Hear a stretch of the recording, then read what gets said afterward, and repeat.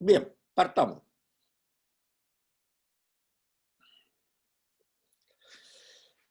Vamos a la página 93. La tradición eclesial. Paralelamente al desarrollo del Nuevo Testamento, al aparecimiento del Nuevo Testamento o de los libros que se podían leer en la liturgia, como yo les decía antes, porque todavía no existía una lista establecida unánimemente. Luego se va a hacer, antes del fin del siglo I ya está hecha, pero en la época de las cartas estas de Pablo III todavía no existían. Pero paralelamente se escriben muchos otros escritos, que la mayoría, muchos de ellos nos han llegado hasta la fecha y que son muy interesantes, que son los que se llaman de la tradición eclesial. ¿Por qué se llama así? Bueno, los que entran al Nuevo Testamento, como los vamos a ver en un par de clases más, son aquellos que se podían leer en la liturgia, en la Cena del Señor, porque o habían sido escritos por un testigo ocular de Jesús de Nazaret, de Jesucristo, o bien por algún secretario de ellos. En el caso de Marcos ya vimos que tenemos testimonios de la época, que Marcos era oyente de San Pedro y él puso por escrito lo que había oído predicar a San Pedro. Bueno, en el caso de Lucas pasó lo mismo con San Pablo, y además un historiador bueno que escribió lo que de diversas recolecciones que pudo hacer, y eso fue aceptado por la comunidad como testimonio real. San Juan y San Mateo eran apóstoles, así que no había problema. Y así diferentes autores. En cambio, esta literatura que se llama de la tradición eclesial, no es la tradición apostólica como sería el Nuevo Testamento, sino de la tradición eclesial de la Iglesia, que se escribe en paralelo, es una tradición de no testigos del Señor, sino de testigos de la predicación de lo que ocurría en la Iglesia, pero que no tuvieron contacto directo con un testigo del Señor, como para escribir lo que ese testigo del Señor predicaba, o no quisieron tomar ese enfoque. Pero eso no quiere decir que no hayan sido documentos muy valiosos. De hecho, nos han llegado, de los 4 que vamos a ver acá ahora, una cantidad de manuscritos copiados muy grande, y eso significa valorización de la época sobre esta literatura. Obviamente deben haber sido descartados algunos, que los cuales no nos llegaron copias. El ejemplo más claro es Q. Q, sin embargo, que ha tenido un valor extraordinario inicialmente, pero se dejó de copiar del momento en que ya estaba contenido íntegramente en los evangelios tanto de Mateo como de Lucas.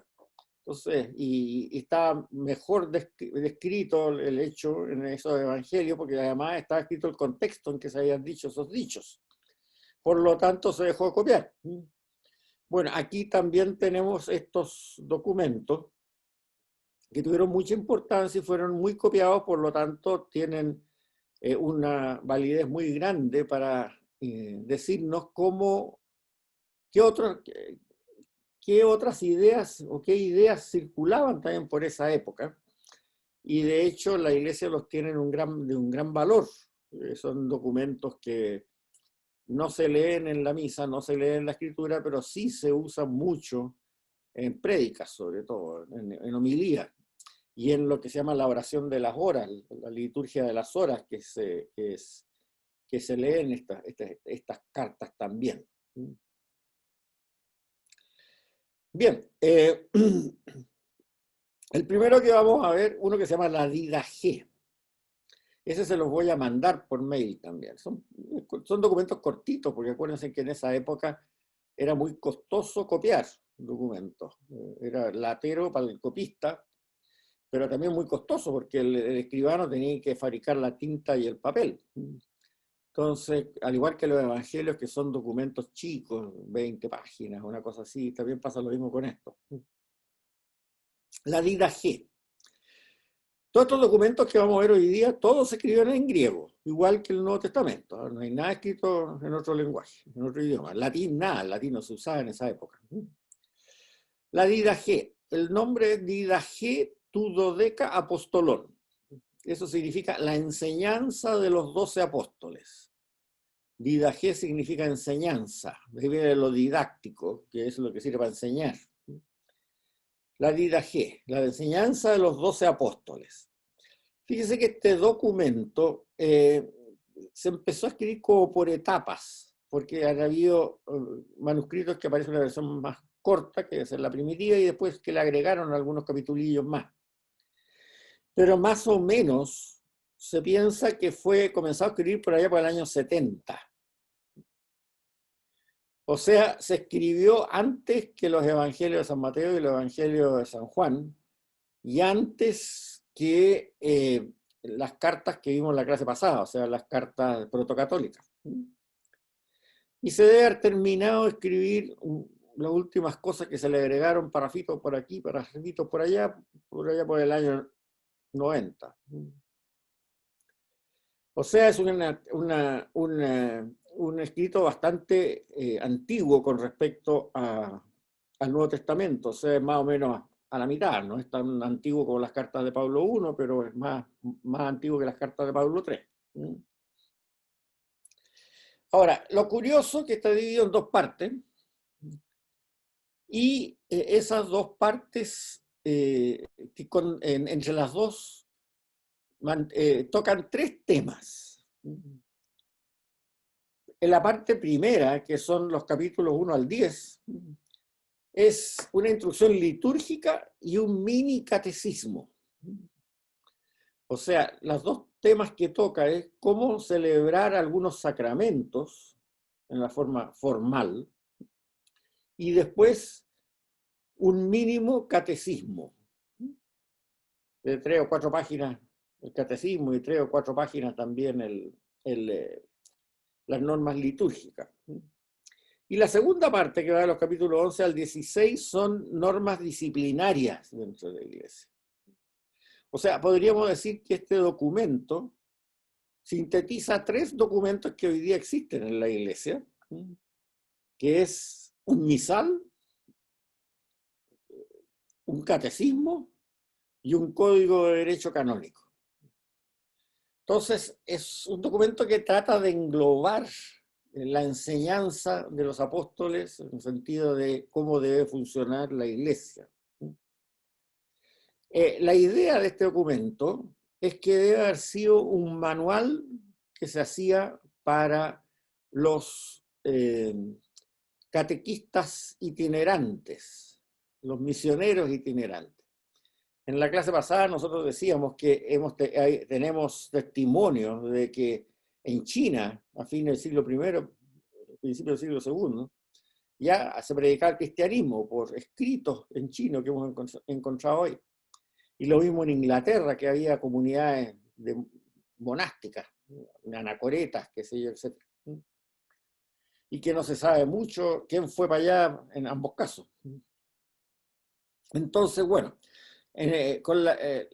dado de que la Iglesia estaba tomando en esa época, post años 70, una actitud muy expansiva, ¿no? de misiones muy expansiva hacia todas partes, cualquier parte del mundo, hasta Etiopía, pensemos que se llegó en esa época, en Armenia también se llegó en esa época, Georgia, que está al lado de Armenia, también se llegó a esa época. Entonces, este librito le servía a los misioneros itinerantes para tener una herramienta sobre cómo predicar, y también servía para la Iglesia, de modo que esos misioneros itinerantes no predicaran cualquier cosa. Entonces, por eso que se llama la enseñanza de los 12 apóstoles, Didaché Tudodeca Apostolón. Es muy curioso porque con las cartas de Pablo I, nosotros nos hemos enterado de los problemas que tenían las comunidades urbanas, no las comunidades campesinas, pero las comunidades cristianas urbanas. Y gracias a la Didaché, nos hemos enterado de cómo eran las comunidades urbanas, qué es lo que hacían, qué es lo que rezaban en los domingos, cómo se bautizaban, qué hacían para que les perdonaran los pecados, qué sé yo. ¿Qué pasaba cuando un miembro hacía algo malo, el Código de Derecho Canónico, como le digo yo? Y un mini credo, un mini catecismo, para saber cuál era el contenido de la prédica. O sea, complementa bastante bien a las cartas de Pablo I y Pablo II, en el sentido de que, si bien las de Pablo I y Pablo II nos dicen los problemas que tenían las comunidades cristianas, urbanas, no nos decían de la predicación de Pablo, sino las respuestas de Pablo a los problemas que esas comunidades tenían.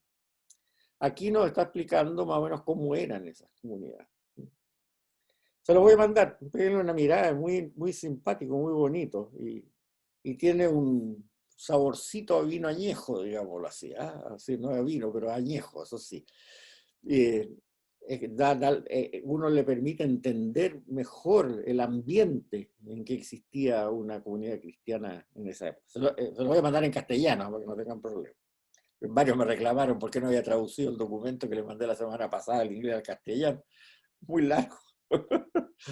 Yo no le pego tanto al inglés como para hacer una buena traducción literaria. Bien, ese sería el primer documento que vamos a ver ahora. El segundo documento, o grupo de documentos, son las cartas de San Ignacio de Antioquía. Este también es muy interesante porque varias cosas. Primero, San Pedro, cuando salió de Jerusalén, fue a Antioquía a reforzar esa iglesia ahí. Acuérdense que ahí se agarra con San Pablo en el famoso incidente de Antioquía, en que San Pablo lo trata de chueco, qué sé yo. Eso lo vimos cuando vimos la carta a los Gálatas, ¿no es cierto? Bien. Y estuvo unos años a cargo de la iglesia de Antioquía, San Pedro. Y cuando San Pedro se decidió irse a Roma, antes que San Pablo llegara a Roma, dejó a este Ignacio a cargo de la iglesia de Antioquía. O sea, Ignacio debe haber sido un ayudante antioqueño de San Pedro y quedó ahí a cargo de la iglesia de Antioquía. Por eso dice que es obispo, el segundo obispo de la iglesia de Antioquía. Bueno, en esa época el concepto de obispo estaba en transición, pero estaba a cargo de la iglesia de Antioquía. Y es una persona que vivió 90 años y que sabemos que fue ajusticiado por allá por el año 100, en la época del emperador Trajano, perdón. Porque él mismo lo pone en sus cartas. O sea, una persona que lo echan al foso de los leones en Roma, lo hacen viajar a Roma y para condenarlo allá. Algo parecido a lo que le pasó a San Pablo. Pero como no era ciudadano romano, fue al foso de los leones directamente. No lo decapitaron como San Pablo, por ser ciudadano romano. Entonces fue ajusticiado más o menos en el año 100, porque Trajano es de esa época, y tenía 90. Entonces es una persona que vivió contemporáneamente a todos los hechos del cristianismo. No hay testimonio de que él haya ni conocido al Señor ni a la Virgen, pero vivió en paralelo con el Señor, la Virgen, los apóstoles, Pablo cuando estaba en Jerusalén, etc. Y por otro lado, Antioquía y Jerusalén están relativamente cerca. O sea, acuérdense que cuando, lo vimos en las primeras clases, cuando ajusticiaron a Esteban y lo mataron, la comunidad de Esteban arrancó a Antioquía. O sea, Antioquía era un lugar lo suficientemente lejano para que las autoridades judías no pudieran meter presos a los que seguían para Antioquía, pero suficientemente cerca como para que se pudiera arrancar para allá. No era como ir a Tesalónica o a Corintio o a Éfeso o a Roma mismo. Se podía ir relativamente fácil, había buenas vías de comunicación y quedaba lo suficientemente lejos para quedar fuera de las manos de los persecutores judíos. Entonces tenemos una persona, este Ignacio, que vivió toda esta época, desde la época del Señor hasta fines del siglo I, gozando buena salud a pesar de su edad, tanto mental como física parece, por lo que por lo que muestran en las cartas, Pero y en una ciudad perdón, este San Ignacio puede haber sido de la misma comunidad de San Esteban. no sabemos, pero es probable. Ah, ya. Es, es probable. Sin embargo, no hay testimonio de él que haya estado en Jerusalén. O sea, es muy probable que cuando Esteban llegó a Antioquía, haya predicado y a lo mejor Ignacio haya estado como uno de sus oyentes. Lo que sí que sabemos que era en la mano derecha de San Pedro cuando estuvo en Antioquía. Bueno, cuando había sido condenado a ir a Roma para ser ajusticiado allá, entonces este Ignacio escribe 7 cartas a las iglesias de Éfeso, Magnesia, Tralia, Roma, Filadelfia, Esmirna y al obispo de Esmirna, San Policarpo.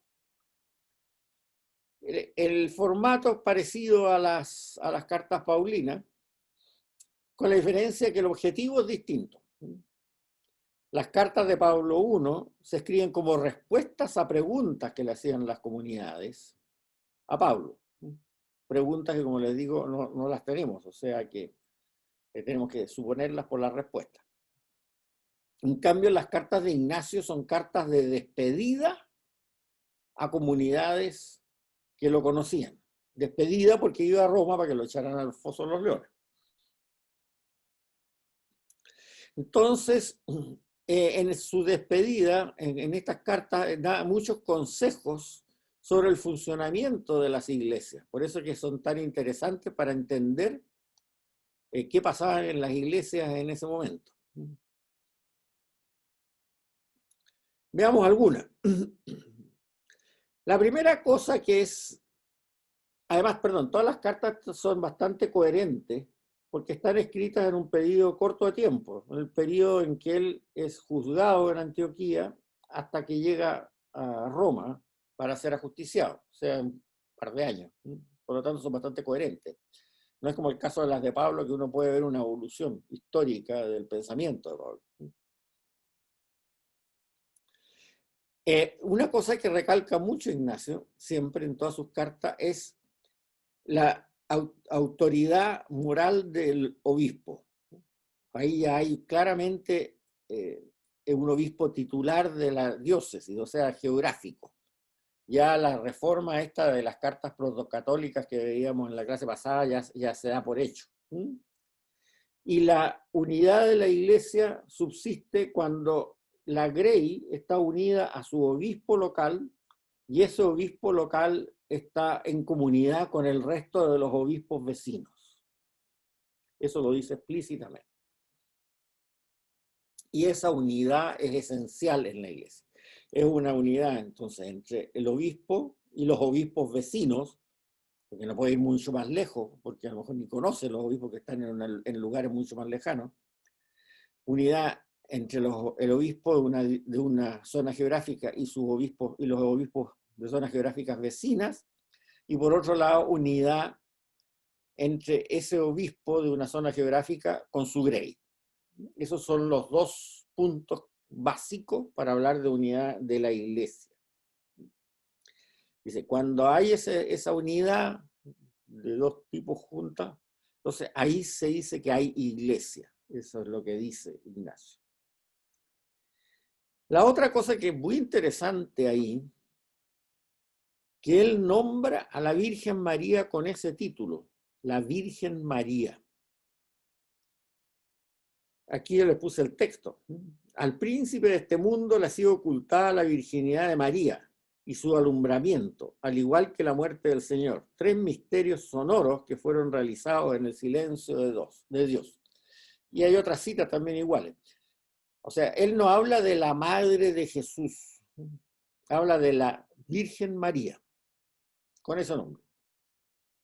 Por lo tanto, es muy interesante porque atestigua que la Virgen María era conocida como tal en el siglo I.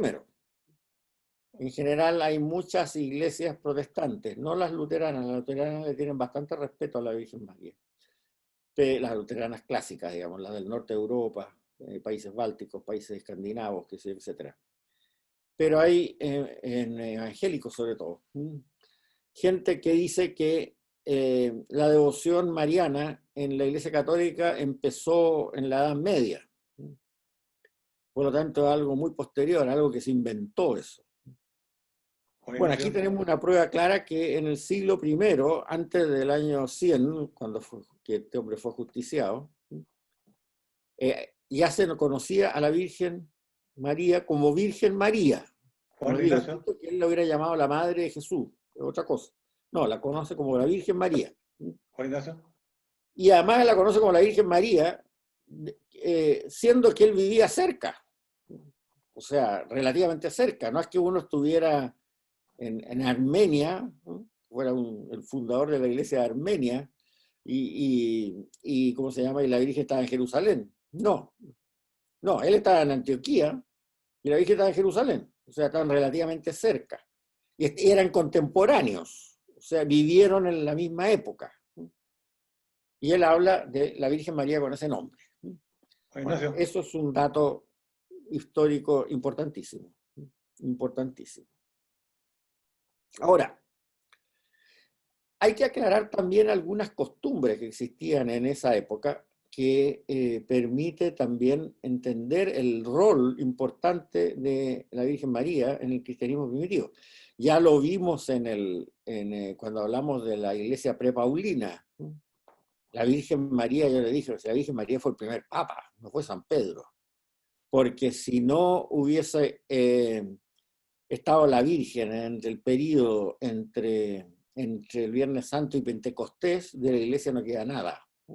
Y da testimonio de eso San Lucas. La Virgen María fue los que los acogió y los puso en oración hasta el día de Pentecostés, en que ahí los apóstoles recién se atrevieron a salir para afuera.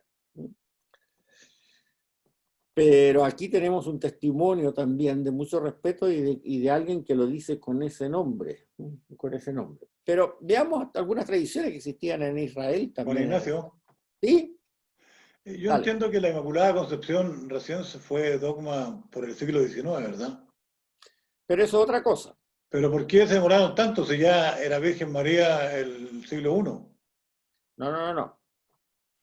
No, es otra cosa. La Virgen María significa que fue virgen para engendrar a Cristo. Y la Inmaculada Concepción significa que ella al nacer fue liberada del pecado original. Son dos cosas distintas. Ah, ya. Mira qué bueno. Gracias. Son dos cosas diferentes. Vamos a ver un poco una tradición que existía en los pueblos de esa época.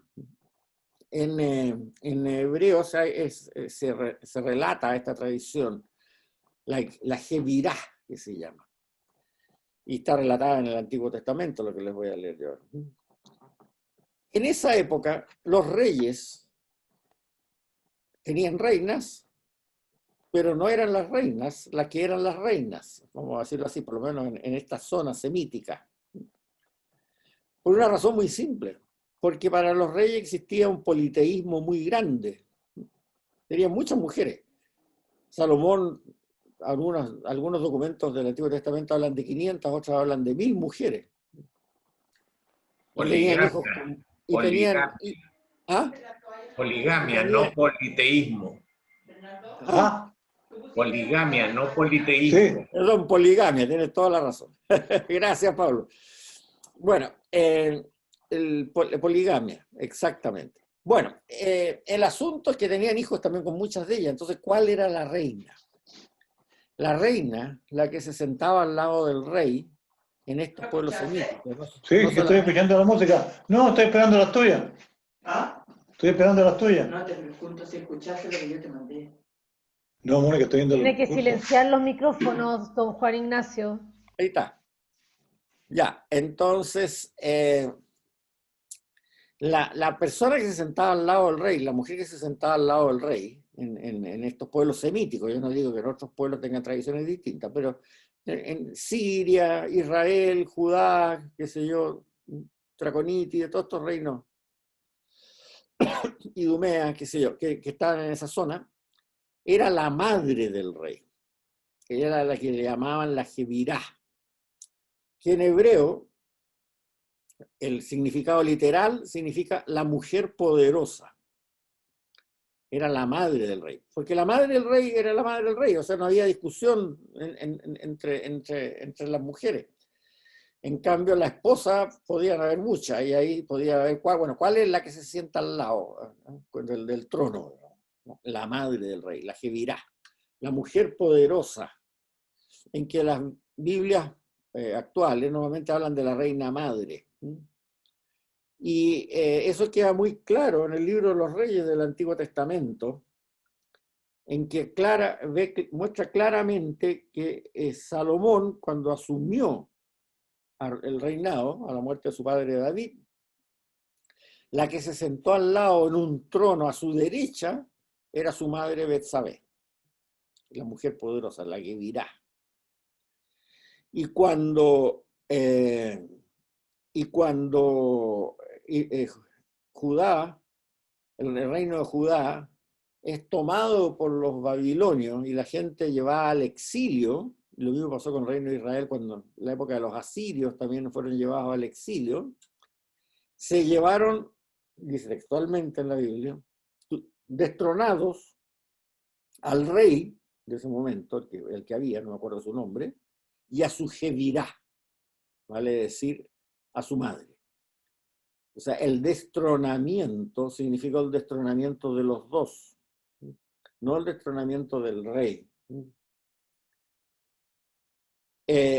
Entonces, en este caso también es interesante conocer esta tradición, porque claro, en el momento en que ya Cristo, Jesús, pasa a ser el rey del universo en la predicación, ya no solamente el Mesías de Israel, pero el Mesías de Israel preexistente, el Señor, como le decía Pablo, su Jebirá es la Virgen María. Es algo que culturalmente se entendió fácil en ese momento. Ahora, lo novedoso que pone aquí Ignacio Antioquía es que él no le llama la madre de Jesús, le llama la Virgen María. Eso es algo muy interesante. Después nos cita también Ignacio varias otras cosas. Por ejemplo, en la carta de Ignacio Antioquía, les leo a los cristianos de Esmirna. Doy gracias a Jesucristo Dios por haberos otorgado tan gran sabiduría. He podido ver en efecto cómo os mantenéis estables e inconmovibles en vuestra fe, como si estuvieras clavados en el cuerpo y en el alma a la cruz del Señor Jesucristo, y cómo os mantenéis firmes en la caridad por la sangre de Cristo, creyendo con fe plena y firme en nuestro Señor, el cual procede verdaderamente de la estirpe de David según la carne. Es hijo de Dios por la voluntad y el poder del mismo Dios. Nació verdaderamente de la Virgen. Fue bautizado por Juan para cumplir así todo lo que Dios quiere. Y finalmente su cuerpo fue verdaderamente crucificado bajo el poder de Poncio Pilato y del tetrarca Herodes. Y de su divina y bienaventurada pasión somos fruto nosotros, para, mediante su resurrección, elevar su estandarte para siempre en favor de sus santos y fieles, tanto judíos como gentiles, reunidos todos en el único cuerpo de su iglesia. Todo esto lo sufrió por nosotros, para que alcanzáramos la salvación, y sufrió verdaderamente como también se resucitó a sí mismo verdaderamente. Yo sé que después de su resurrección tuvo un cuerpo verdadero, como sigue aún teniéndolo.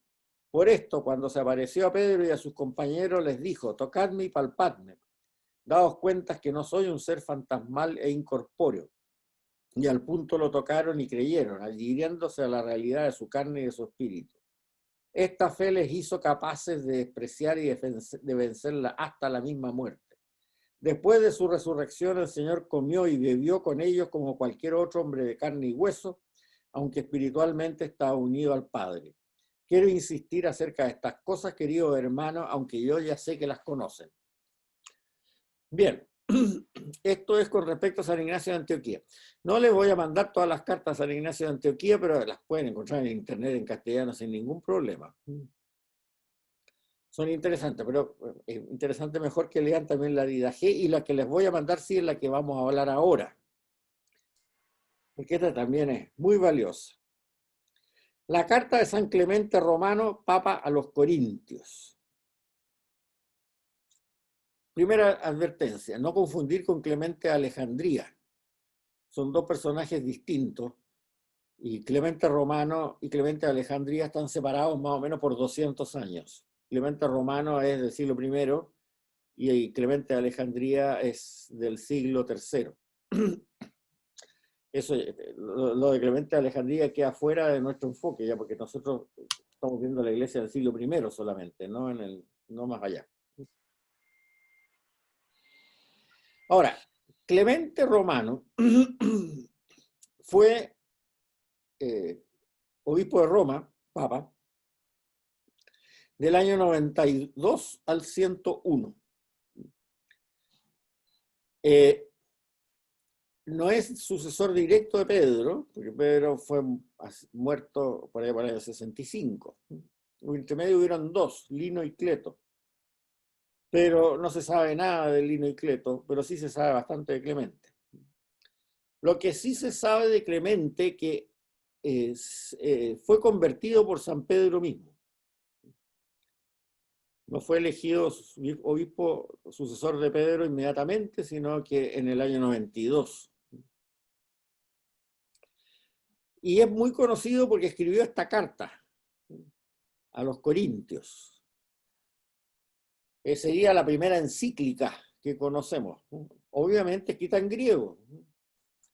Y no lo piensen él como el Papa, los actuales, porque acuérdense que en esa época el Papa, el obispo de Roma, debe haber sido un ciudadano común y corriente, casado, con hijos seguramente, que trabajaba en cualquier profesión, no sabemos la de Clemente, pero puede haber sido que sea sastre o quién sabe, cualquier cosa, y celebraba la cena del Señor o en su casa, o si no cabía la gente en su casa, en la casa de algún converso que tuviera una casa más grande. Pero sí que coordinaba a los fieles de Roma, eso está claro. Ahora, esta carta es un poquitito más larga, pero no tampoco tremendamente larga, dadas las limitaciones de los escribanos de la época. Y la escribe a la iglesia de Corinto. No es una carta que la escriba a su iglesia, sino a la iglesia de Corinto. ¿Y por qué razón? Bueno, ustedes se acuerdan claramente, espero que sí, que los Corintios fue la iglesia más revoltosa que tuvo San Pablo, que tuvo que escribirle dos cartas, que son a su vez resúmenes como unas 6 cartas, cuando vimos nosotros esto, y que además se enojaba salvaje con ellos, y le escribió unas críticas, Pablo I, unas críticas atroces, qué sé yo, etc. Bueno, esta iglesia tan requete contra revoltosa parece que seguía revolviéndola.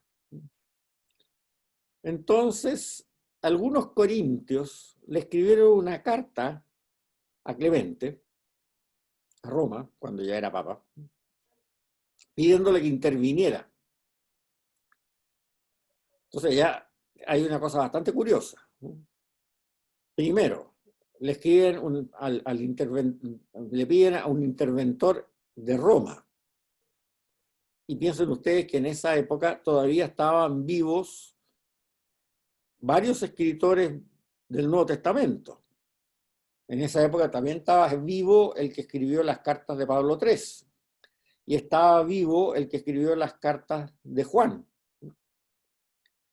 en Éfeso. Entonces uno diría, bueno, ¿por qué los corintios no le pidieron arbitraje o tutela o lo que ustedes quieren, que intervinieran a cualquiera de estos dos, que tenían el gran prestigio de poder haber escrito cartas bíblicas, cartas del Nuevo Testamento, y que estaban vivos? Y en cambio se lo piden al obispo de Roma. Bueno, ese es el primer punto. Al recibir este asunto, esta queja de las comunidades de Corintio sobre las revolturas que estaban ocurriendo en su comunidad en Corinto, Clemente estudia bien a fondo el problema. No sabemos si habrá mandado algún tipo de persona para allá para estudiar bien el caso, tal como hacía Pablo, que mandaba a Tito y a Timoteo para que le trataran de informar qué es lo que estaba pasando en Corinto. Pero cuando ya se siente seguro de lo que va a decir, escribe esta carta a los corintios para poner su posición. Y es una carta que para la época es un poco larga, para nosotros no es tanto. Tiene 65 capítulos, pero los capítulos son de 3 líneas cada uno, o sea que no se asusten por eso. Pero da unas informaciones muy importantes, muy interesantes. Por ejemplo, da testimonio sobre el martirio de San Pedro y los viajes de San Pablo,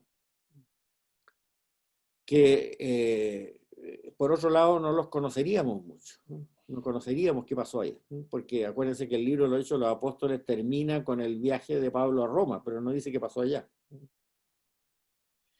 Da muy buen testimonio también de las persecuciones de los cristianos bajo Nerón. Las sabemos por esta carta. Y hace énfasis en lo que hablábamos en la clase pasada de los 6 puntos esos que hablaban las cartas protocatólicas,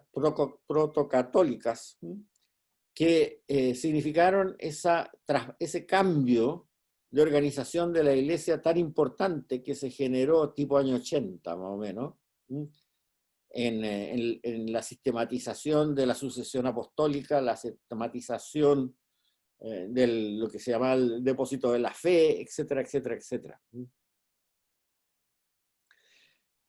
Lo primero que insiste él es la doctrina de la sucesión apostólica. O sea, no son los corintios, la gente, la que elige a su voluntad al obispo. El obispo, evidentemente, ahí en esa época era elegido por la comunidad, pero una vez ya se hace esa elección, ese obispo adquiere la categoría de obispo por la sucesión apostólica, por la imposición de las manos de otro obispo que a su vez también tenía sucesión apostólica. Eso lo vimos bien en la clase pasada. Por lo tanto, no es una persona que de quita y pon.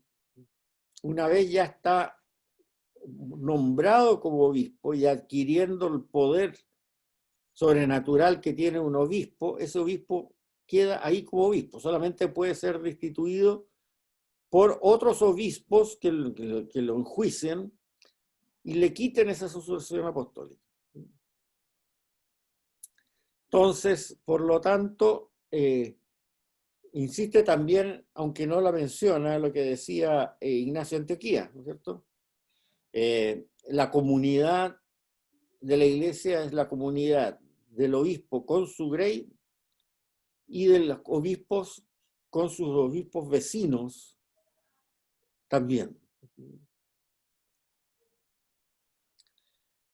Eso lo enfatiza mucho y lo desarrolla, no solamente lo cita, sino que lo desarrolla. Pero lo interesante es algunas citas. Él pide perdón, Clemente, por no haber podido contestar más rápido, algo que para él era importante y urgente contestar por la autoridad que tenía. O sea, él no es que les conteste para hacer un favor a los corintios para arreglar su problema, no. Él está plenamente consciente que como obispo de Roma, él tiene autoridad para resolver el problema de Corinto. Lo considera su deber.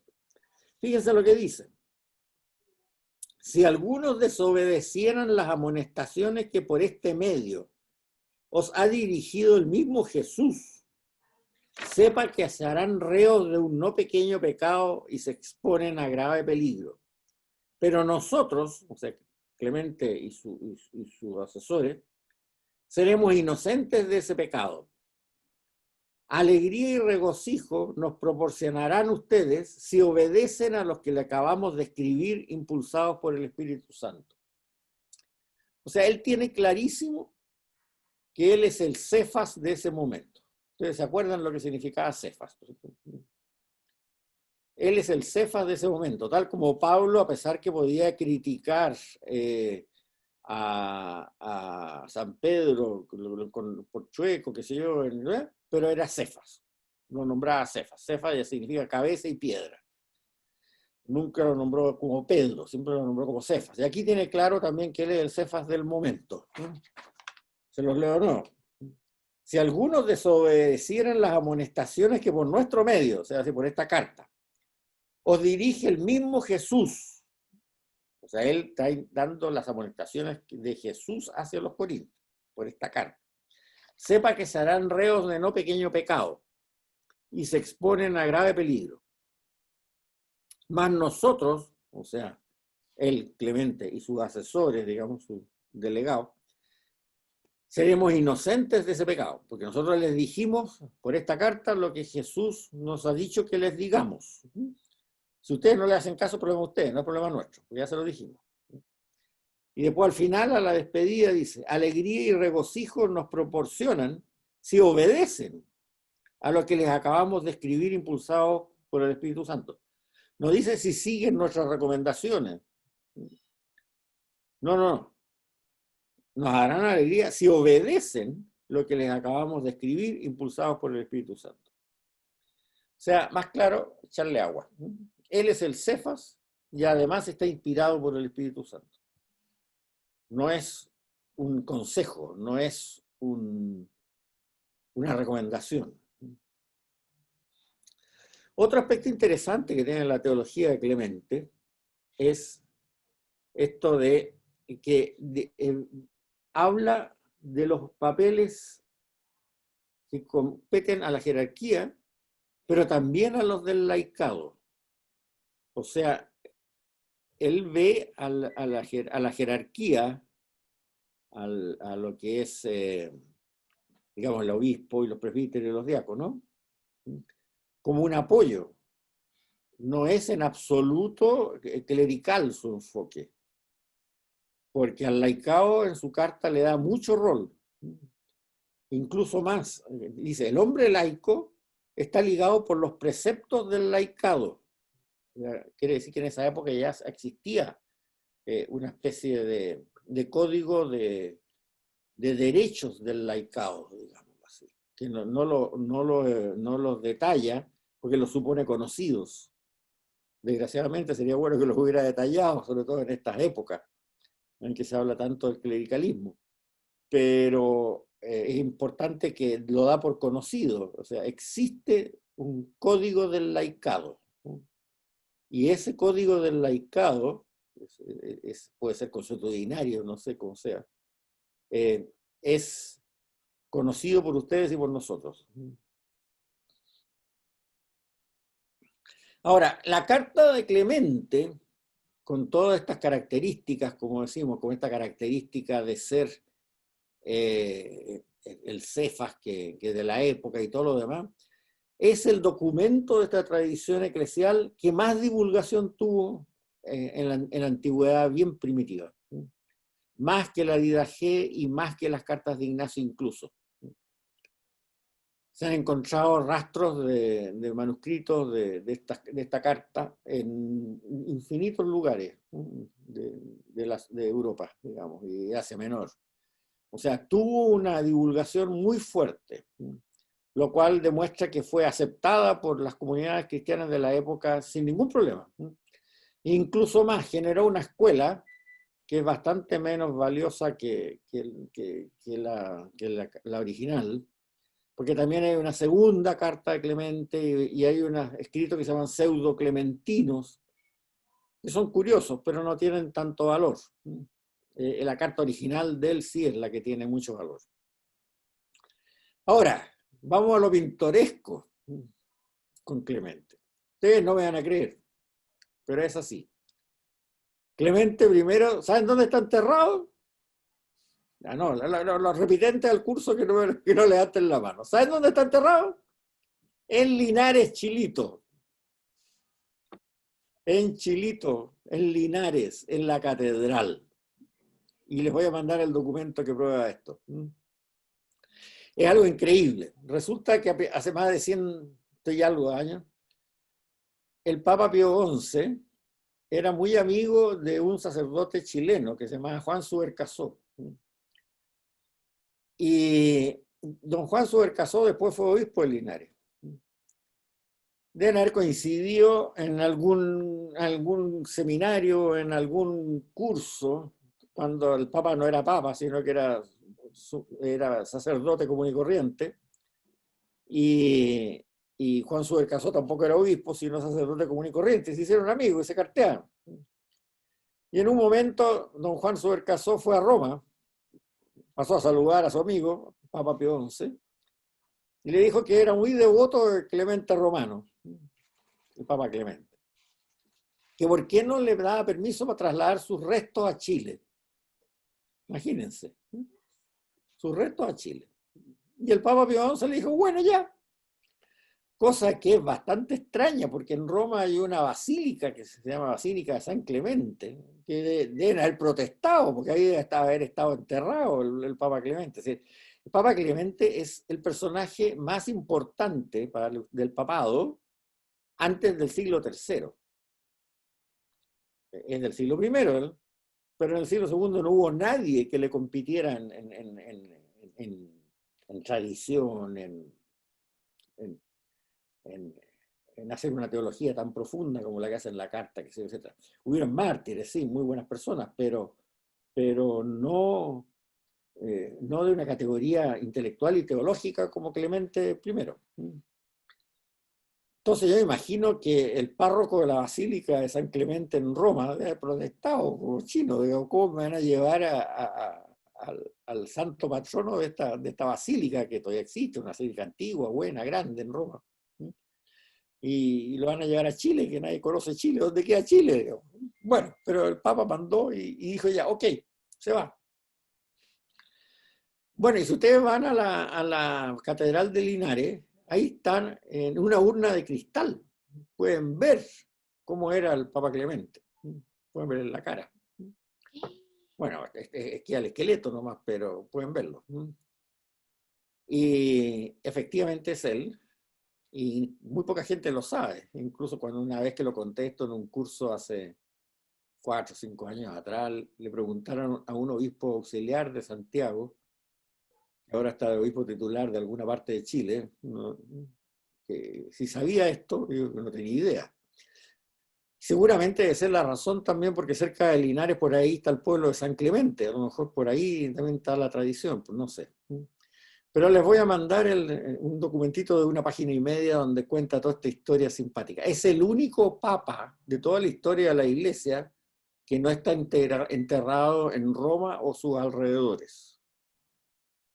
Y está enterrado en Linares, Chile.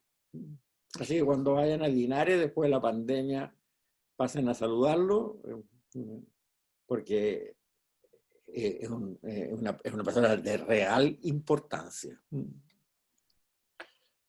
Bien, otros escritos que se han conservado de esa época, pero se les ha dado menos importancia porque no se entendió mucho este fenómeno, son escritos judeocristianos del siglo I, que ahora, como está este estudio nuevo teológico del judeocristianismo original en la Iglesia del siglo I, están siendo reestudiados, ¿no?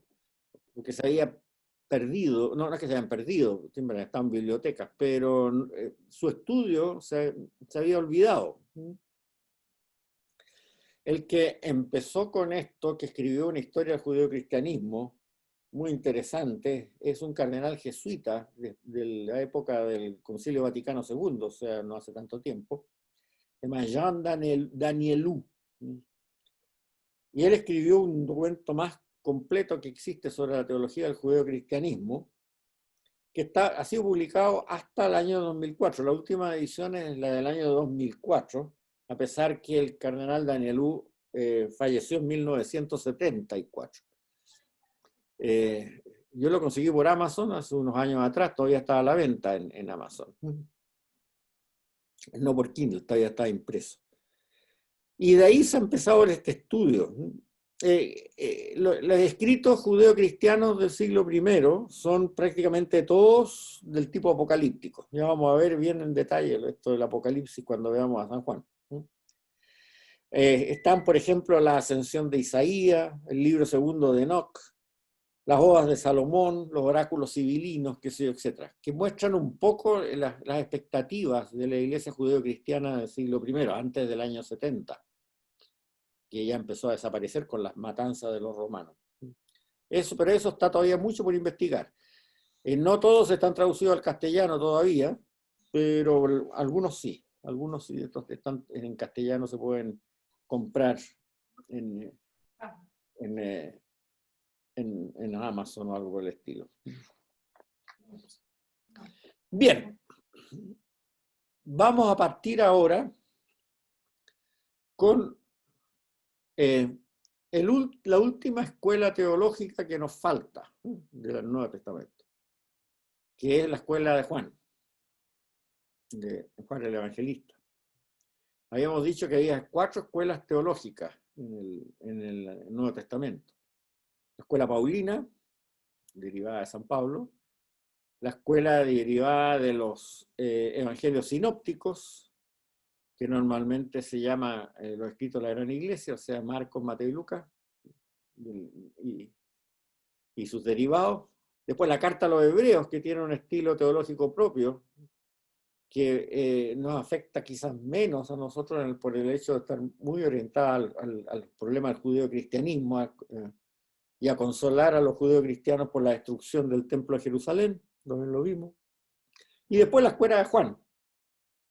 Y en cuanto a peso específico, es como las 3 están más o menos, las otras 3 están más o menos, las otras 2, perdón, están más o menos al mismo nivel, o sea, Pablo, Juan y los sinópticos. Y que le vamos a destinar unas 4 clases más o menos. La escuela de Juan hay que entenderla bien, es abiertamente judeocristiana. Es la más judeocristiana de todas. Y por eso es que es tan difícil a veces de entender.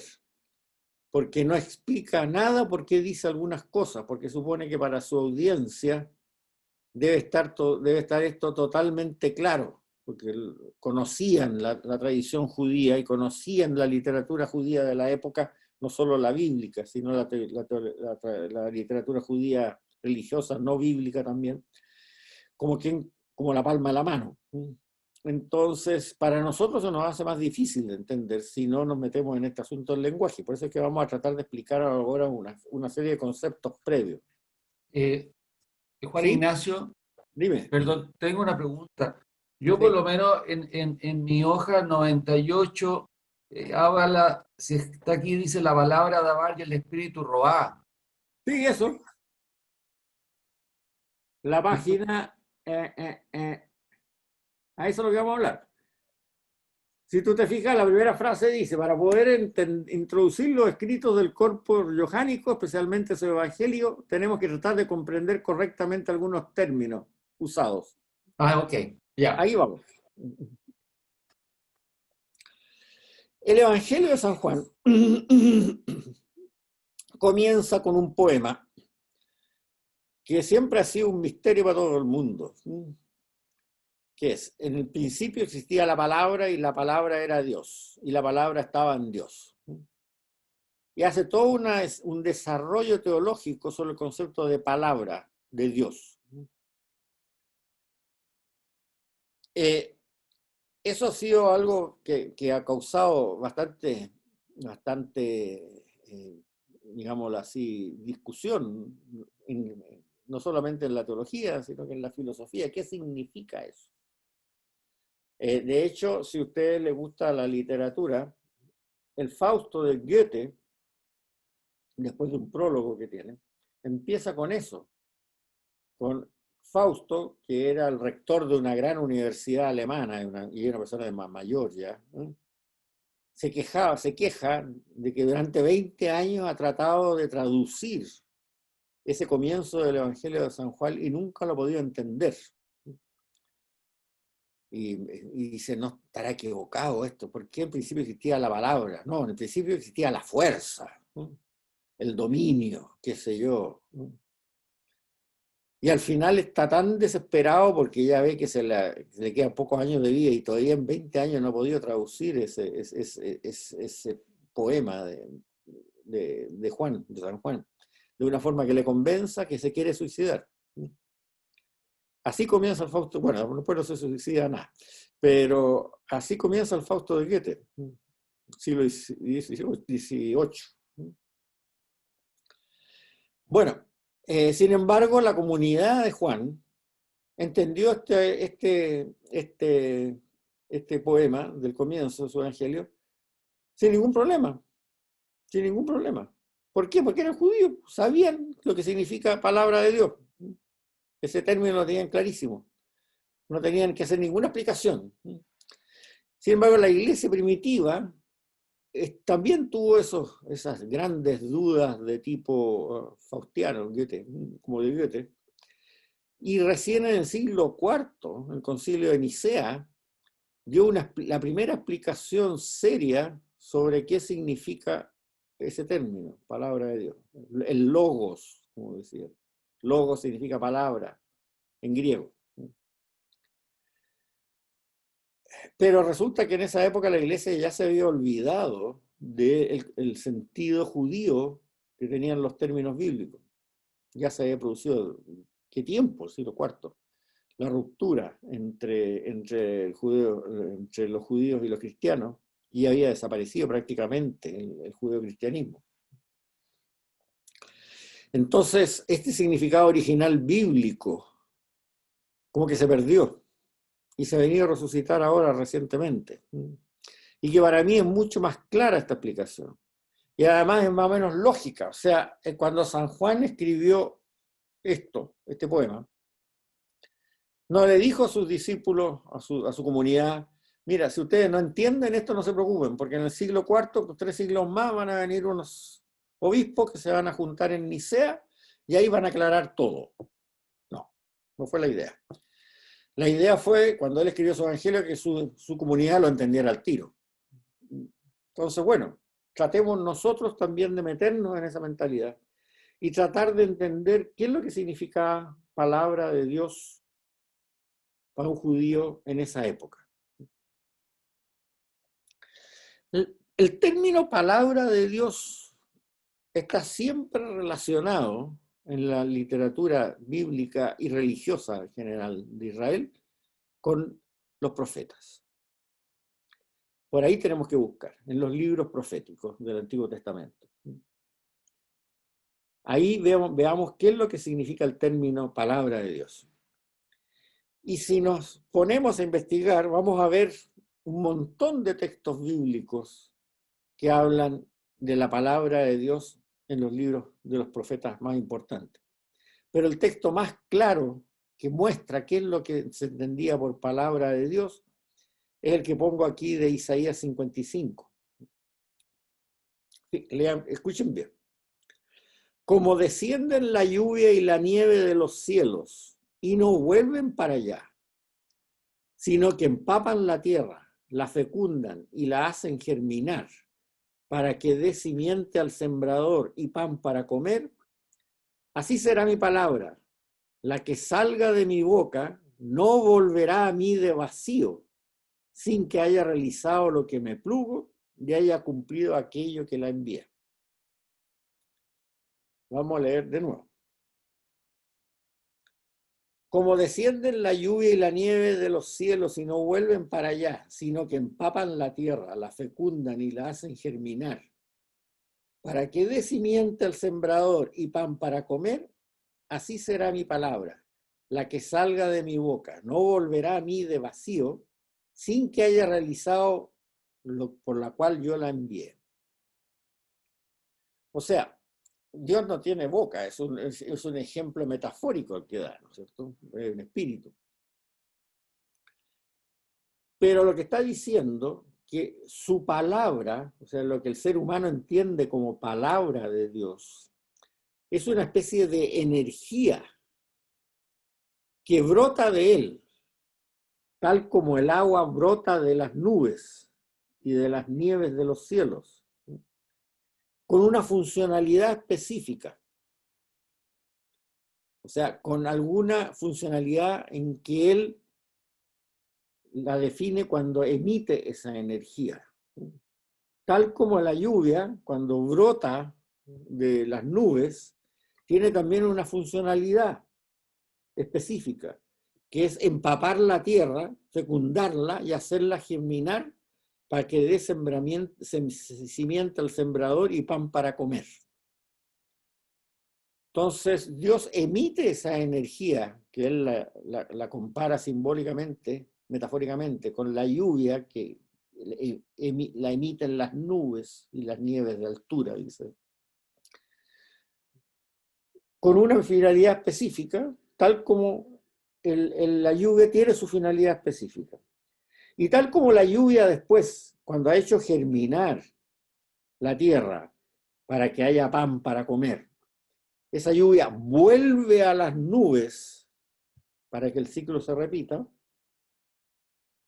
Esa palabra que salió con un objetivo específico, esa energía divina, que él la asimila como su palabra, que salió con un objetivo específico, que variará de caso a caso, no vuelve a Dios hasta que no haya cumplido con ese objetivo por la cual fue enviada. ¿Ya? Entonces aquí vemos varias características importantes de esta palabra, esta energía que emana de Dios. Primero, es una energía que vuelve, pero vuelve cuando haya cumplido el motivo por el cual fue enviada. Y ese no es instantáneo. Puede demorar que se cumpla ese objetivo. Puede demorar. Y la historia dirá cuánto demoró, como vamos a ver más adelante. Pero vuelve.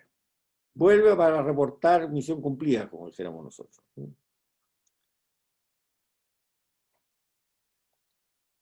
Entonces, esa energía que emana de Dios también tiene otra característica, como vamos a ver en los ejemplos que vamos a poner. Para poder cumplir el objetivo, tiene que tomar ciertas decisiones, porque tiene que encauzar que ese objetivo se produzca. Y vuelve solamente cuando ya se ha producido ese objetivo por el cual fue enviada. Entonces, la efectividad de la palabra de Dios, de esa energía que brota de Yahvé, que brota de Dios con un objetivo específico, tiene una persistencia en el tiempo, lo suficiente para cumplir con su objetivo, y además tiene una capacidad de tomar decisión durante ese tiempo para poder efectivamente cumplir el objetivo. Entonces,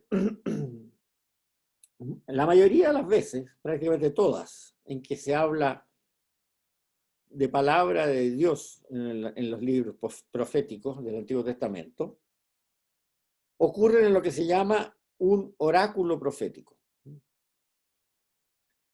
Fíjense que aparece 241 veces la frase palabra de Yahvé en el Antiguo Testamento, y de las cuales, de las 241, 221 siempre pertenecen al profetismo y a esta característica que acabamos de decir.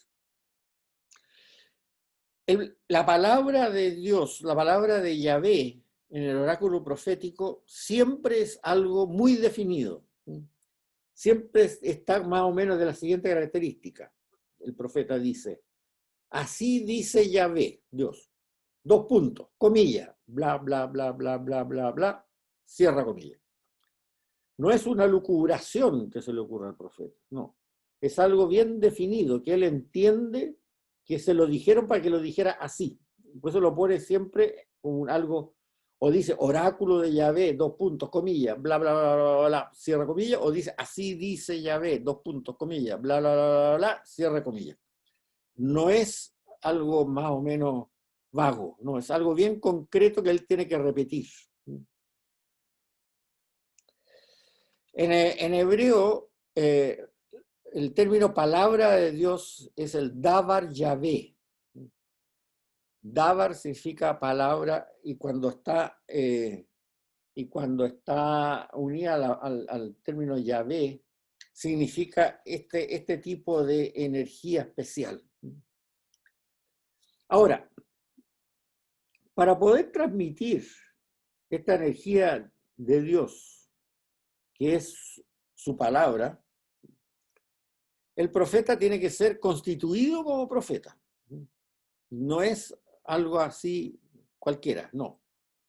Y eso lo vemos en prácticamente todos los casos. Por ejemplo, el caso de Ezequiel, uno de los grandes profetas, dice: el Señor me decía, hijo de Adán, ponte en pie, voy a hablarte. Penetró en mí el espíritu mientras me estaba hablando y me levantó en pie y me decía, hijo de Adán, comillas, hijo de Adán, yo te envío a Israel, pueblo rebelde. Se rebelaron contra mí ellos y sus padres. Se sublevaron contra mí hasta el día de hoy. Les dirás, esto dice el Señor, ¿te escuchen o no te escuchen? Pues son casa rebelde y sabrán que hay un profeta en medio de ellos. Y tú, hijo de Adán, no les tengas miedo lo que digan, aunque te rodeen espinas. Y me dijo, hijo de Adán, todas las palabras que yo te diga, escúchalas atentamente y apréndalas de memoria. Anda, vete a los deportados de tus compatriotas y les dices, esto dice el Señor, ¿te escuchen o no te escuchen? O sea, ahí tenemos claramente, digamos, una designación de un profeta mediante la palabra de Dios. O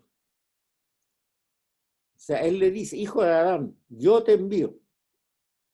¿Qué significa eso? Le transmite al pobre Ezequiel, que como vemos se muere de susto con esto, le transmite una energía que lo capacita para ir para allá y asumir las consecuencias, te escuchen o no te escuchen. O sea, no es que le diga, oye, te ordeno, así como el coronel puede ordenarle a un sargento, haga esto. No. No es esa la cosa.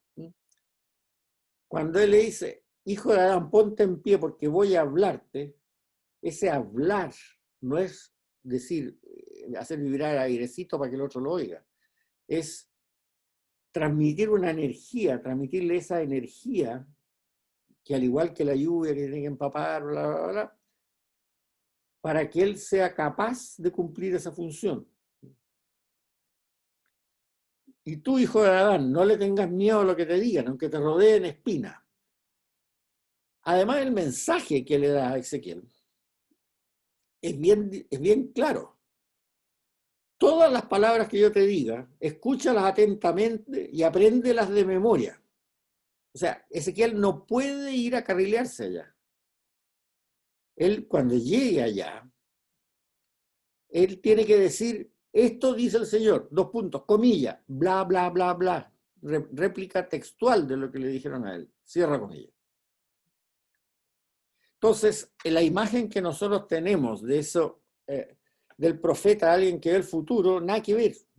Nada que ver. Un profeta es aquel que transmite la palabra de Dios, esa energía divina expresada en términos lingüísticos, digamos, por decirlo de alguna manera, a quien le dijeron que tenía que transmitirla y en forma abiertamente textual. No tiene nada que ver con predecir el futuro. Absolutamente nada. Ahora, ¿de dónde viene eso que le decimos que los profetas ven el futuro? Bueno, porque normalmente, tal como sale aquí, les dice esto, dice el Señor, te escuchen o no te escuchen, el mensaje trae también una cierta, escúcheme porque si no les va a ir mal. Y como en la mayoría de los casos no lo escuchan, les va mal. Entonces, es que el profeta previó el futuro. No, el profeta no previó el futuro. El profeta no puede saber y no sabe, no tiene la menor idea si esa transmisión de la palabra de Dios que hace, si esa transmisión de esa energía divina, le van a hacer caso o no le van a hacer caso. Eso depende de los que la reciben. Podrán hacerle caso. En el caso de Jonás, por ejemplo, le hicieron caso. Y se convirtió en Nínive. Y no vino el castigo. En cambio, en otros casos no le hicieron caso, y bueno, y ahí vino un castigo. Pero eso el profeta no lo puede saber. Por lo tanto, el profeta no anuncia el futuro. El profeta transmite un mensaje, y el mensaje que muchas veces dice, o si no me hacen caso, les va a ir mal. Bueno, en la mayoría de las veces no le han hecho caso y por eso que les va mal, pero es libertad del destinatario de ese mensaje, el aceptarla o no aceptarla. El caso de Jeremías es bien interesante, porque también pasa lo mismo que vimos con Ezequiel. Dice, el Señor me dirigió la palabra, antes de formarte en el vientre de tu madre te elegí, antes de que salieras del seno materno te consagré, y te nombré profeta de los paganos. Bueno, Jeremías se muere de susto y le contesta, ay, Señor mío, mira que no sé hablar, que soy un muchacho. El Señor me contestó, no digas que eres un muchacho, que a donde yo te envíe, tú irás. Lo que yo te mande, lo dirás. No les tengas miedo, yo estoy contigo para librarte. Oráculo del Señor. El Señor extendió la mano, me tocó la boca y me dijo, mira, yo pongo mis palabras en tu boca, hoy te establezco sobre pueblos y reyes, para arrancar y arrasar, destruir y demoler, edificar y plantar. Media peguita que le tiraron al pobre Jeremías. Por eso que se asustó, mira que no sé hablar, que soy un muchacho, pero ese mensaje que dice, el Señor me dirigió la palabra, va a decir, el Señor emitió una energía que me llegó a mí. Lo protege. Juan Ignacio, perdona, esta energía que tú dices es el energémata, ese es el poder de Dios. No, estamos hablando en términos no griegos, oye. Es un término que más o menos se usa para explicar qué es lo que es palabra de Dios. No es una, a ver, nosotros pensamos que cuando decimos palabra de Dios, el Señor nos dijo algo, nos habló, es una locución. Vale decir algo que, ¿me entienden lo que es una locución? Que habló, hizo vibrar el aire y ese airecito nos entró por la oreja y nos dio una idea. Nada que ver. Veamos de nuevo el caso que les decía yo de Isaías. O sea, lo compara con la lluvia. ¿Me entiendes? Por lo tanto, sí, no, pero... decir una energía es un término que se nos ocurre como para aplicarlo, porque tampoco es difícil decir qué es lo que es una componente divina, digámoslo así. Pero sirve para entender, o sea, vamos un poquito más para allá y a lo mejor te queda más claro. Veamos qué es lo que le pasa a Jeremías ahora, cuando recibe esto y sale a decir estas cosas que le ha dicho el Señor. Para que ustedes vean lo que significa para el profeta recibir esa palabra de Dios que lo nombra profeta. Miren lo que dice. Jeremías 20. Me sedujiste, Señor, y me dejé seducir. Me forzaste, me violaste. Yo era el hazmerreír todo el día, todos se burlaban de mí. Si hablo es a grito, clamando, violencia, destrucción. Sí, pues le dijeron que tenía que arrancar y arrasar, destruir y demoler. La palabra del Señor se me volvió como escarnio y burla constante, y me dije, no me acordaré más de ti, no hablaré más en tu nombre. Pero yo la sentía dentro de mí como un fuego ardiente, encerrado en los huesos. Hacía esfuerzos para contenerla y no podía. O sea, esa fuerza, esa energía que Dios le da al nombrarlo profeta, al decir tú vas a ser profeta, para arrancar, arrasar, destruir, demoler, edificar y plantar. Bien dice, yo trataba para no meterme más en lío, no hacer más el loco, qué sé yo, no hablaré más de eso. Pero yo sentía esa energía dentro de mí como un fuego ardiente encerrado en los huesos. Hacía esfuerzos por contenerla y no podía. Ahora, en este nombramiento de Jeremías como profeta, hay algo muy interesante que pasa medio desapercibido. Vamos a ver. El Señor decía, me dirigió la palabra, dice Jeremías. Comillas. Antes de formarte en el vientre materno te elegí.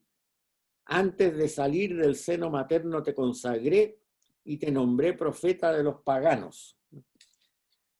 Bueno, la traducción más literal, para que se entienda mejor el sentido del hebreo original, a veces puede ser más oscuro si no se explica, pero lo que dice no es solamente antes de formarte en el vientre materno te elegí. La forma exacta es antes que tuvieras forma de hombre en el vientre materno te elegí. Fíjense bien. Antes de que tuvieras forma de ser humano o forma de hombre en el vientre materno te elegí. Esa es la traducción literal exacta. O sea, cuando eras embrión te elegí.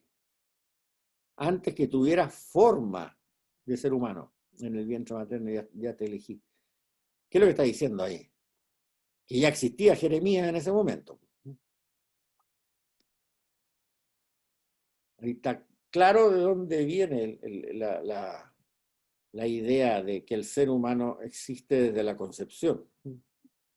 Por lo demás, la ciencia lo ha corroborado. O sea, el ADN de un embrión es el ADN que va a tener de adulto. No es ni el padre ni de la madre. Es el de él. Bien. Sigamos. Ahora, en el caso de Ezequiel, que acabamos de leer, también hay otro término que hay que entender ahí. Vamos un poquito para atrás de nuevo.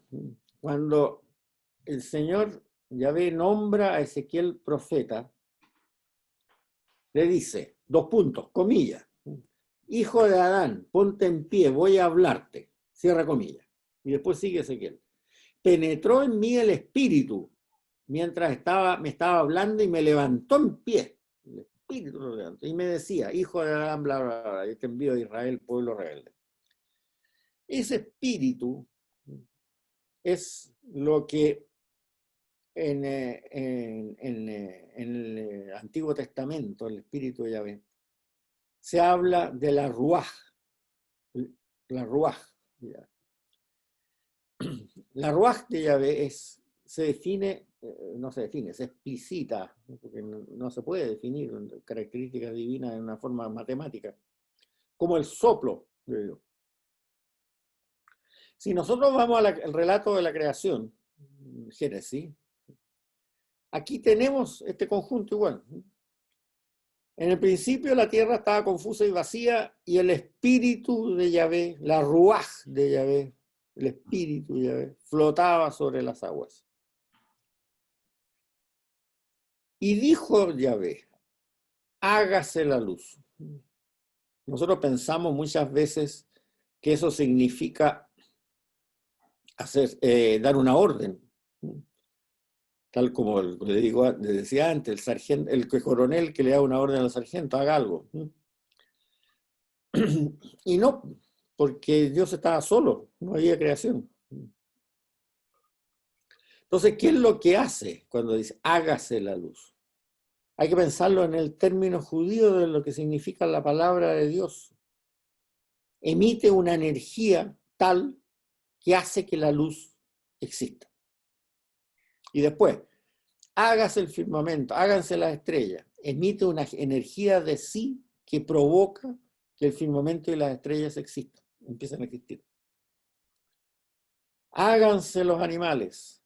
Y dijo, háganse los animales o háganse las plantas. Emitió una energía de sí que hizo que de ese momento existieran animales y plantas. Ese es el relato real. Y después de cada esto dice, vio que era bueno. Este relato lo vamos a ver a fondo si hacemos un curso del Antiguo Testamento. Ahora les explico más o menos las ideas para que ustedes entiendan de dónde viene todo esto. Y después crea al hombre de arcilla.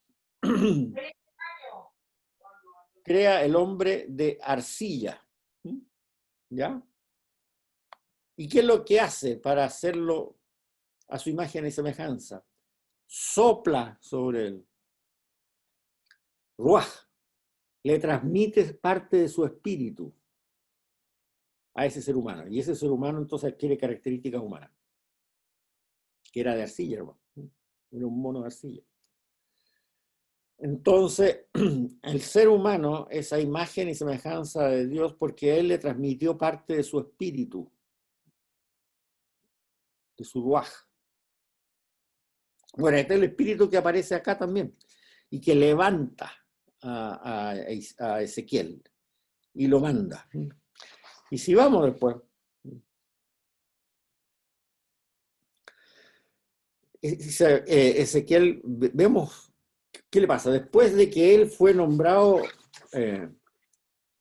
vamos a leerlo de nuevo, esto, que fue nombrado profeta, dice, Señor me decía, hijo de Adán, comillas, hijo de Adán, ponte en pie, voy a hablarte. Cierra comillas. Penetró en mí el espíritu mientras me estaba hablando y me levantó en pie y me decía, comillas, hijo de Adán, yo te envío a Israel, pueblo rebelde. Se rebelaron contra mí ellos, sus padres, se sublevaron contra mí hasta el día de hoy. Les dirás, esto dice el Señor, te escuchen o no te escuchen, pues son casa rebelde, y sabrán que hay un profeta en medio de ellos. Y tú, hijo de Adán, no tengas miedo a lo que te digan, aunque te rodeen espinas. Cierra de comillas. Y me dijo, abre comillas, hijo de Adán, todas las palabras que yo te diga, escúchalas atentamente, apréndelas de memoria, y ande y vete a los deportados, a tus compatriotas, y dile, esto dice el Señor, ¿te escuchen o no te escuchan? Cierra de comillas. Y después, ¿qué es lo que le pasa a Ezequiel? Sigamos. Entonces me arrebató el espíritu, ruaj, y oí a mi espalda el estruendo de un gran terremoto al elevarse de su sitio la gloria del Señor. El espíritu, la ruaj, me tomó y me arrebató, y marché decidido y enardecido, mientras la mano del Señor me empujaba. Llegué a donde los deportados de Tel Aviv, y ahí me dirigió la palabra del Señor. 2 puntos. Abre comillas, bla, bla, bla, bla, bla, cierra comillas. O sea, el profeta recibe esa palabra de Dios, esa energía divina, en que lo nombra profeta y le dice, yo te acompañaré, que sé, bla, bla, bla. Pero además también recibe el espíritu, que es el que le da el espíritu de Dios, que es el que le da la fuerza para poder cumplir con esa pega, que no es nada fácil. Y por eso él dice que me tomó y me arrebató y marché decidido y enardecido, mientras ese espíritu del Señor me empujaba. Pero todavía no sabe lo que tiene que decir. Entonces dice después, llegué a donde los deportados de Tel Aviv y me dirigió la palabra del Señor. 2 puntos, comillas. Diles esto. Y ahí le dice lo que tiene que decir, cierra comillas. Entonces, y esto si ustedes se fijan, estaba tan claro para los judíos de la época que calza perfectamente con lo que le ocurrió a Jesús con sus apóstoles. Los apóstoles estuvieron 3 años recibiendo la palabra de Dios, o sea, recibiendo esa energía divina que los estaba preparando para después poder transmitirla. Profesor. Pero estaban muertos susto después. Se fue el Señor y ascendió a los cielos y estaban todos encerrados por miedo a los judíos con la Santísima Virgen que los tenía ahí, ya, tranquilitos, que no se preocupen, todo va a pasar. Si no, por la Virgen desaparece. Y ahí reciben el Espíritu, Pentecostés. Y ahí se les produce el cambio. Y no solo que ya llevaban esa palabra adentro que tenían que transmitir, sino que además se atreven a salir. Salen afuera y empiezan a predicar desde el momento. Reciben la palabra y reciben el Espíritu. ¿Sí? ¿La pregunta? No, era eso en realidad. Disculpe, era que son 2 cosas, digamos, la energía divina y el Espíritu de Dios. Uno... Sí, dale. Uno, explíquelo usted mejor. Ya. Yo le pongo el título de energía porque es la palabra que se le ocurre a muchos biblistas y parece la mejor. Es difícil explicar un atributo divino con palabras humanas. Partamos de ahí. O sea, tanto la palabra de Dios y el Espíritu de Dios son energías divinas que emanan de Dios. Una que tiene, que se ha usado mucho en la creación sobre todo, y en la revelación, como vamos a ver ahora que San Juan lo aplica. Y el otro, que es el Espíritu, que da la fuerza para que el profeta, ya sea del Antiguo Testamento o del Nuevo Testamento, da lo mismo, sea capaz de asumir la responsabilidad y tener la fuerza suficiente para poder transmitir esa palabra que lo lleva adentro y que le quema, que tiene que transmitirla. No sé si me entiende. Son dos características que Israel las consolidó, digamos, las revelaciones en Israel las distinguió, que son complementarias. Aquí yo dije algo que son manifestaciones diferentes. La palabra sin el espíritu sería ineficaz. O sea, estaría, pero el transmisor no tendría la fuerza para poderla ir a transmitir. Se quedarían en su casa escondiditos, por dicho de otra manera, como pasó con los apóstoles antes de Pentecostés. Y el espíritu, esa energía divina que es el espíritu, si no tiene nada que transmitir, sería una fuerza, pero sin objetivo, no sé si me entienden. Por eso que en el caso de Ezequiel lo vemos bien claro, se le da esa energía para nombrarlo profeta, que ha instituido como profeta, tiene esa cosa adentro que le va a empezar a quemar, pero todavía no se atreve. Además recibe el soplo divino, que es otra energía divina, que es el espíritu, que con eso ahí ya parte enardecido, porque le dijeron, ándate a los deportados de Tel Aviv, y ahí partió para allá.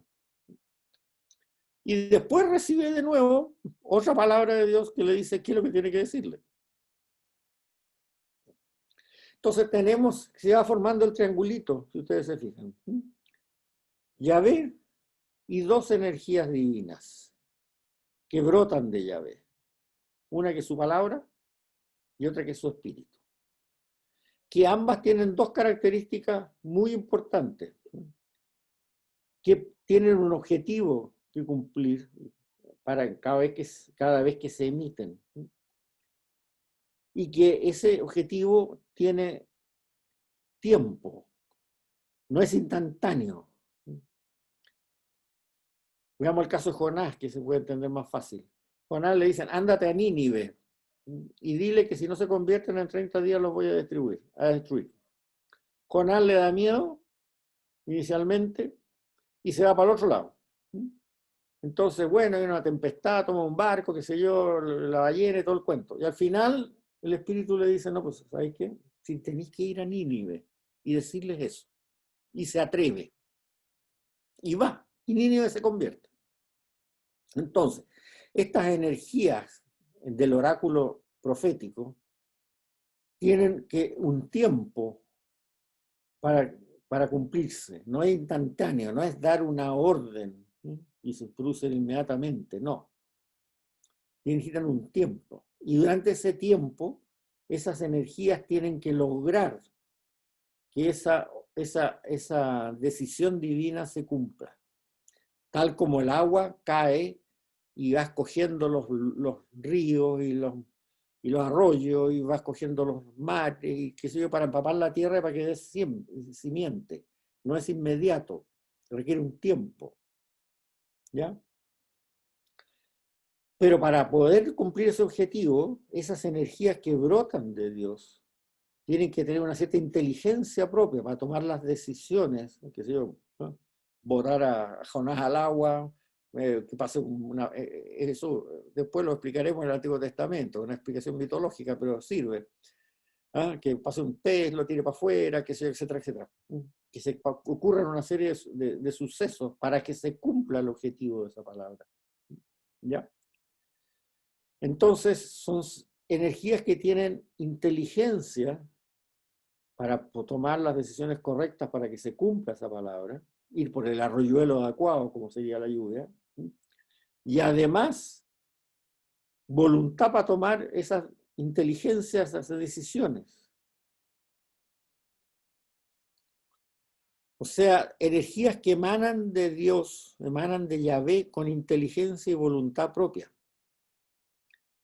Pero curiosamente, 500 años después de que se escribió esto, un señor llamado Aristóteles, que no tenía idea de esto, dijo que todo ser que tiene inteligencia y voluntad propia es una persona.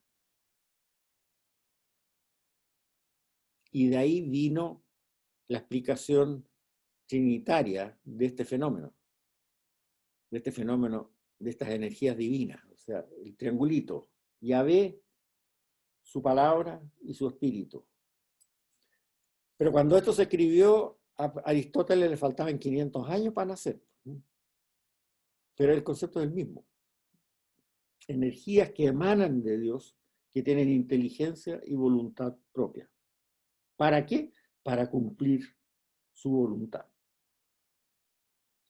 Y eso es, vamos a ir a donde está el Evangelio de Juan. Después lo vamos a saltar, estas dos paginitas que nos vamos a saltar, las vamos a ver, no se preocupen, porque hay que verlas todas. Si ustedes van a la página 103, aquí yo les escribí el comienzo de este poemita del Evangelio de Juan con un pequeño reemplazo. Cuando habla de palabra, le puse Dabar. Cuando habla de Dios, le puse Yahvé. Y cuando habla de espíritu, le puse Ruach. Lo mismo, no hice ninguna alteración más. En el principio era el Dabar de Yahvé, era la palabra de Dios. Y el Dabar de Yahvé estaba ante Yahvé. Y el Dabar de Yahvé era Yahvé. Voy a leer solamente lo que están en cursiva. Por el Dabar de Yahvé se hizo todo, y nada llegó a ser sin él. Lo que hablábamos del Génesis. Hágase la luz. No es que dé una orden. Emitió esa energía que creó la luz. Emitió esa energía que creó los planetas. Emitió esa energía que creó la Tierra. Por el Dabar de Yahvé se hizo todo, y nada llegó a ser sin él. Lo que fue hecho tenía vida en el Dabar de Yahvé. Lo que fue hecho tenía vida en la palabra de Dios. Y para los hombres la vida era luz, y la luz brilla en las tinieblas, y las tinieblas no lo recibieron. Sigo con lo que está en cursiva. Vino a su propia casa, y los suyos no lo recibieron. Ese Dabar de Yahvé vino a través de los profetas al pueblo de Israel. Y todos los profetas terminaron mal. Terminaban asesinados, terminaban ajusticiados, terminaban todas esas cosas. Si ustedes han oído la misa últimamente, la primera lectura, es puros dramas de la vida de los profetas. Vino a su propia casa, esa palabra, ese Dabar, y los suyos no lo recibieron. Pero a todos los que lo recibieron les dio la capacidad para ser hijos de Yahvé. Si tú aceptabas lo que decían los profetas, eras hijo de Yahvé. Y el Dabar de Yahvé, aquí vienen los revolucionarios. El Dabar de Yahvé, la palabra de Dios, se hizo carne y puso su tienda entre nosotros. Y hemos visto su gloria, la gloria que recibe el Padre, el Hijo único. ¿Qué significa eso? Esa energía de Dios, que es su palabra, que tiene inteligencia y voluntad propia, se tradujo a ser humano y se encarnó. No solamente creó la luz, creó los animales, creó las plantas, no. Además, esa palabra viviente, con inteligencia y voluntad propia de Dios, yo le uso el verbo traducir porque es de palabra, ¿no es cierto? Se tradujo a ser humano, para que nosotros pudiéramos no solamente oír lo que es el mensaje de Dios, sino ver encarnado el mensaje de Dios en su vida. Ya no es palabra de Dios solamente un mensaje, es el ejemplo de vida, palabra de Dios también. Ya, esto lo vamos a tomar de nuevo, el tapaquinero que saltamos, y vamos a releerlo de nuevo entero en la segunda clase porque no es fácil. Pero esto es lo que significa ese poema. Por eso yo digo, y por favor no se lo digan, y con esto termino, no se lo digan a un rabino porque va a decir que estoy loco, pero hay una intuición trinitaria en el judaísmo. Y por eso que el judeo cristiano existió sin problemas, porque entendió esa intuición trinitaria en un sentido más amplio, en el sentido de que Cristo es la palabra de Dios, esa energía divina encarnada, traducida a ser humano. Ahora, desgraciadamente, después la historia hizo que, ya lo hemos visto, esto con los problemas del año 70 en adelante, y todo lo vamos a ver más adelante también en San Juan, que después el judaísmo tradicional y el cristianismo se separaran abiertamente. Desapareció el judeo-cristianismo, desgraciadamente. El cristianismo tomó cada vez un carácter más griego, más alejado del judaísmo, y por lo tanto el judaísmo también reaccionó en contra, y hoy día parece una locura eso. El que haya podido haber, y no solamente es una locura para los judíos, pero ¿cómo pueden haber judíos que hayan aceptado una intuición trinitaria en el siglo I? Y lo hubo. Y lo hubo. Porque efectivamente es cierto el monoteísmo absoluto del judaísmo, y se mantiene en la iglesia cristiana igual. Porque si ustedes ven el credo largo, también hace disquisiciones sobre esto. O sea, tenemos el triangulito, la palabra encarnada y el espíritu emanan del Dios Padre. No es que haya, pero emanan, no son criaturas, emanan, engendrado, no creado, como dice el credo largo, el credo de Niceno. Pero yo encuentro que se entiende más pensando en estos esquemas del profetismo que no en esa teología del logos que salió del siglo IV, que la entienden los teólogos después de haber estudiado 5 años de Aristóteles. Pero es difícil que la entienda un cristiano común y corriente como cualquiera de nosotros, ¿verdad? Yo no he estudiado filosofía, ¿no? Por supuesto. Pero una cosa es que sea una explicación muy buena teológicamente, y otra cosa es que se piense que el cristiano común y corriente lo va a entender. No. Encuentro que el entenderla desde el punto de vista judeo-cristiano, como tal como se la he explicado ahora, como emanaciones de energías con inteligencia y voluntad propia, emanaciones divinas, de energía divina con inteligencia y voluntad propia, se entiende mucho mejor. Bien, quedamos hasta acá. ¿Preguntillas? Me dejó así con la boca abierta, así como hay que pensar. Hay que pensar, no es denso, no es nada fácil, pero muestra que viene de ahí. O sea, lo que yo les digo no son inventos que se le ocurrió a la iglesia después del siglo IV en adelante, en la época de Constantino. Siempre le echan mucha la culpa a Constantino en todos estos libros raros que han salido, como el Código da Vinci y todo. Pobre Constantino no hizo nada, ¿no? Todo venía del siglo I. Todo venía del siglo I. Ya, pero no se preocupen, en la segunda clase vamos a dejar entera esto de nuevo y vamos a ir para atrás, para adelante y todo, viendo todo esto. Bueno. Juan Ignacio. Sí, decime. Ese soplo trinitario que dices tú de los judíos cristianos. No digo sobre una intuición. Porque la pregunta mía es la siguiente. ¿Podrían haber habido judíos cristianos si no hubieran aceptado la Trinidad? Es que la aceptaron desde el primer momento, si la iglesia original fuera toda judeo-cristiana. Pero te digo, o sea que era necesario, porque si no hubieran aceptado la Trinidad, no podrían haber sido cristianos. Exactamente.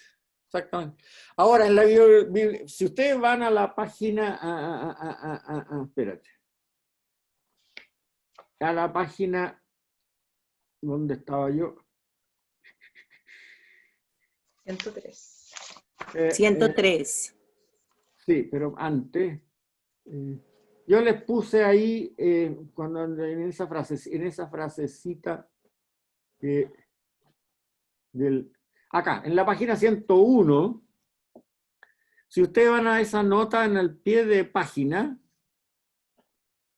la nota 98, ahí les cito 2 libros de 2 judeocristianos actuales, o sea, judíos mesiánicos, absolutamente judíos, Arnold Fruchtenbaum y el otro, un señor Metzger, que explican mucho más a fondo que yo se lo explico por 1 hora y media nomás, esta intuición trinitaria, diciendo que no tiene absolutamente ningún problema. Desgraciadamente los 2 están en inglés, pero el de Fruchtenbaum es más breve y el de Metzger es más grande, más largo, más profundo.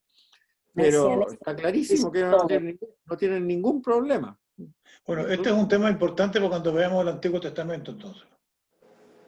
Claro. O sea, hay que entender que el judaísmo hoy día y el catolicismo hoy día han hecho todo lo posible durante 1800 años de separarse lo más que puedan. Y culpa de ambas partes. Y por razones históricas muy claras, no hay que culpar a nadie. Pero al principio no era así. Al principio no era así. Juan Ignacio, ¿podría hacer una pregunta? Sí, dale nomás. Me queda una duda que quizás puede ser respondida en la próxima clase, que tiene relación con que de este soplo divino, que es energía, que se describe la palabra de Dios, ¿no? ¿Se entendí bien? El soplo es el espíritu. El soplo es el espíritu. Claro, el espíritu. Y el soplo, más claro, el ejemplo más claro es cuando Dios le transmite ese soplo y lo convierte en ser humano, a su imagen y semejanza. Pero ¿cuánto de ese soplo, mira mi duda, porque le da a través del soplo divino, le entregaría por una parte la fuerza para enfrentar la adversidad que podría significar el transmitir su palabra o lo que él quiere que comuniquemos. Y por otra parte, da la vida, ¿no? Da la imagen y semejanza de Dios. Exacto. Entonces, me bajó una duda respecto a cómo uno podría distinguir en el Evangelio, en el Nuevo Testamento, escrito por hombres, qué es lo que es relativo a Dios y qué sería aquello realizado por los hombres, pensando en la Iglesia Católica, por ejemplo, los ritos o el celibato, o cómo uno podría distinguir de lo que está escrito, no sé si me explico, me dejó esa duda, no sé si la puedo desarrollar bien, la verdad. No, está clarísimo. Eso lo vamos a ver en la próxima clase. Perfecto. Porque es lo que me salté ahora, eso es lo que me salté. Pero lo vamos a ver en la próxima clase y después al final también vamos a hablar sobre un tema que no está en los apuntes, que yo les fabriqué 2 páginas más que se las voy a transmitir cuando veamos qué es la verdad en la Biblia, cuál es la verdad en la Biblia. Pero desde el punto de vista de lo que estamos hablando ahora, lo vamos a ver en la próxima clase. Son esas páginas que me salté. Gracias. Es muy importante lo que tú dices, ¿cierto? ¿Más preguntas? ¿Nada más? Sí, yo quería volver a lo de la energémata. Yo soy carismática, ¿vale? Yo conocí al Señor en grupos carismáticos, era agnóstica, después de muchos años de haber estudiado en colegio de monjas y todo, me aparté de la iglesia, sin saberlo, que estaba apartada, pero bueno, y después empecé toda mi conversión y mi formación en grupos de oración. Entonces, lo que se nos decía, y quería saber si era la energía, o sea, si estamos hablando de lo mismo, o sea, lo que he vivido, no es que me lo hayan dicho, es que cuando se proclama cuando se proclama la palabra de Dios y lo proclama alguien que está en ese momento ungido por el Señor, se cumple el mandato que nos dio el Señor de que vayan y proclamen el Evangelio y y extiendan la mano y ocurrirán prodigios.